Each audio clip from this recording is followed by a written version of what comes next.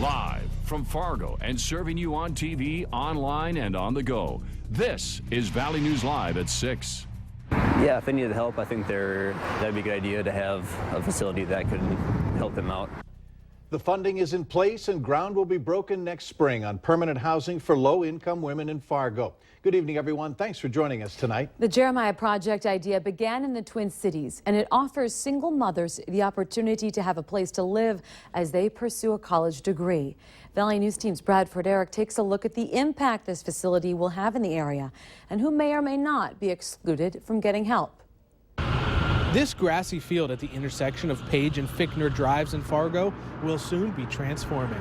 The Jeremiah program will build this, with the top 2 floors being housing for 20 low-income mothers and their children.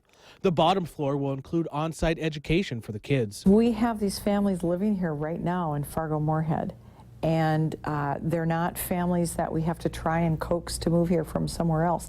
They're here right now. Diane Solinger says this is an investment for the future.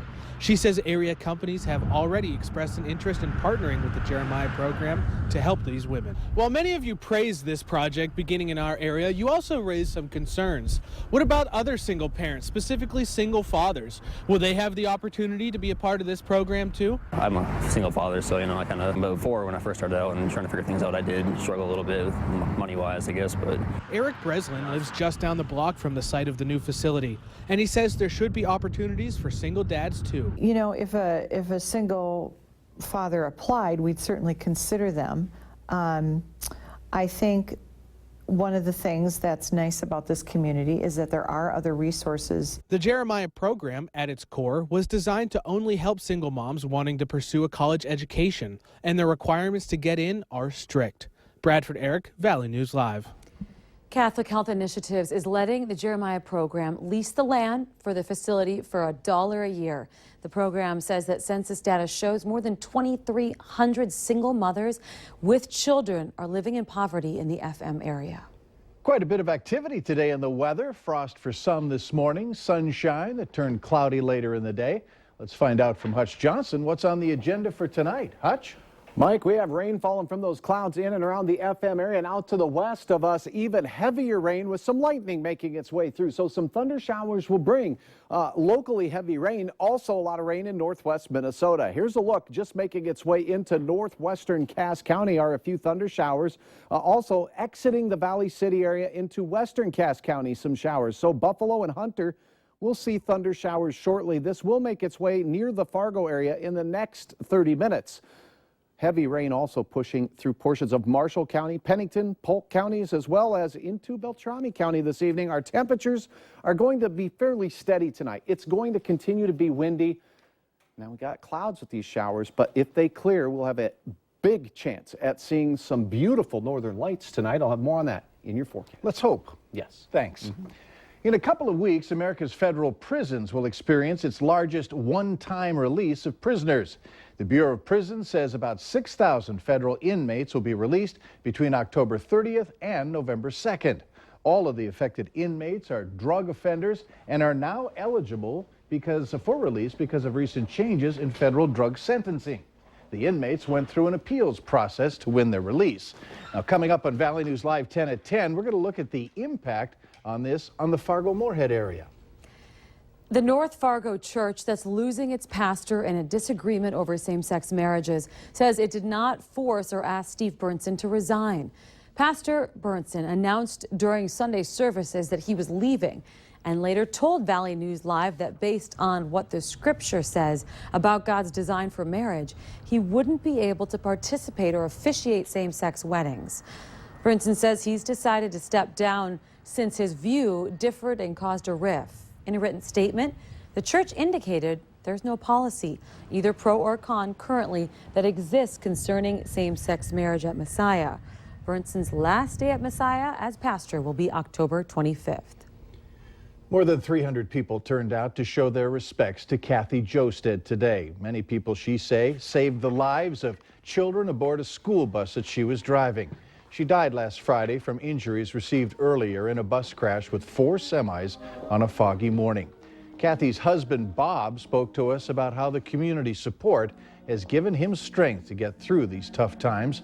Bob also says despite this horrible experience, it has shown him more focus needs to be done upon properly training drivers. If any good can come of this, we need to get training and licensure for everyone that drives. Doesn't matter if it's a beet truck or a grain truck or what. In this case, it happened to be a grain truck, but that would kind of give some value to her life if we worked with, getting so this doesn't happen again. State Patrol investigators say they're still looking into the cause of the crash. If you're a homeowner, you may already be $1,000 richer and you don't even know it. The price of home heating fuels is way down, along with crude oil prices.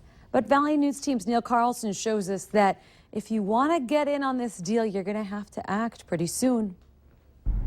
We still have some bright, sunny, and warm days of fall ahead before our home furnaces kick into high gear. But once the cold weather hits, the cost of keeping your home warm begins to climb. If you haven't topped off your home's propane or heating oil tank yet, now may be the time. It's not likely you're going to see prices any better than today's prices. Home heating oil is around $1 a gallon, as is propane gas. Well, I think last winter we were probably close to that $2 range.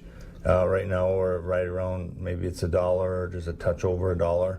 Okay. So the price is really right, but we don't know what will happen to crude. And with the average home in our area using 800 to 1,000 gallons a year, it should leave quite a bit of extra money in the pockets of folks who take advantage of today's prices. When you equate to that, that's quite a savings from years before. 2 years ago, we were pushing that $4 range. All right. So now this is pretty much like Christmas. And having an expert check out your furnace not only keeps your home safe, it could also save you a few more dollars on fuel costs. We go through the filters, the bearings on your furnace, clean the burners, make sure everything's working properly, check your controls, your safety controls and your limits, different things. That not only keeps your home safe, but you can maybe save some money on fuel. Absolutely.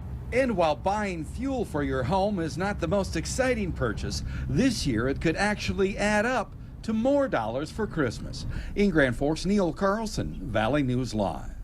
If your home uses natural gas, you're also in luck. Right now, the price of natural gas is about 30% lower than last year at this time. Cass County Electric announcing today that all of its members will see a reduction in their electric bills.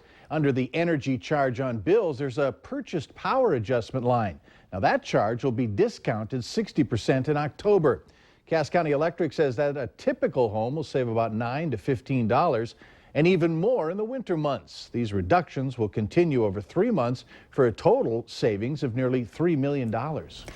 The school is Mapleton, North Dakota, and it's 91 years old, and today voters there are deciding whether or not it's time for a new one. The school board's asking the community to approve $7.2 million to pay for a new school. If approved, it will result in a tax increase, and that is on a $100,000 home. Property taxes will go up by about $340 a year. The polls are open until 7 tonight, and we're going to have results for you tonight on Valley News Live 10 at 10 and on valleynewslive.com.